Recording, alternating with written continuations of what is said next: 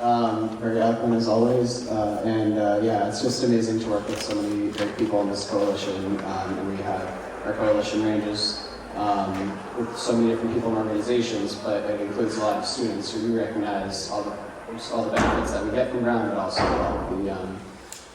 the exploitation that Brown causes. So with that said, I'm going to call up our next speaker, Terry Wright from DARE, Direct Action for Rights and Equality, which is an amazing community-based organization here in Providence. Yeah, Terry and I have worked together a lot of different stuff, and I love Terry, she's amazing, and I can't wait to hear what she has to say.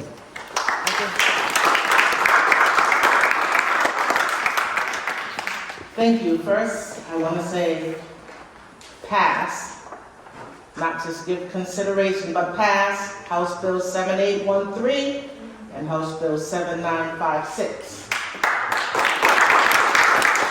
Thank you to State Rep. David Morales and Senator Mack. Thank you. I have a question. Why is Rhode Island struggling? One word. We've heard it maybe once or twice here today. Accountability. I've been waiting to address this on a much larger platform like the platform here today. Universities in Rhode Island, and specifically Brown University, whose name has been ringing bells, from stolen land to displacement in the Black community, Indigenous and marginalized. Why are universities allowed to thrive without addressing past, present, and future harms in a state with an overlapping housing crisis, displacement happening at the speed of light through college students in communities that have been hurt the most? Student housing in communities is causing astronomical numbers of homelessness because landlords prefer to partner with universities. There has been a lot of harm done in the Black community, Indigenous, and marginalized. I say the time is now for reparations. Housing equality, housing justice. It's time for student housing to stop flooding communities, taking up residence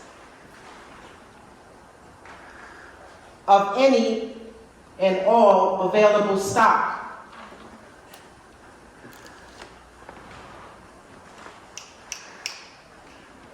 I also have a message here from the DARE community. Brown, this is for you, Brown. Pay your taxes. That money needs to become revenue in communities that have been hurt the most. Housing is essential to health and the quality of life. A college education does not increase the quality of life. Adequate housing and having a roof over your head and not living in concentrated poverty, having clean drinking water with no lead in the pipes increases the quality of life.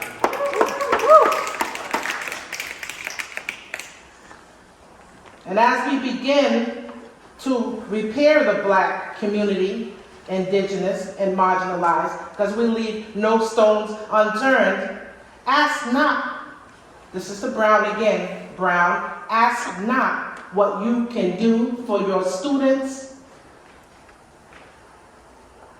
Ask what you can do for the community.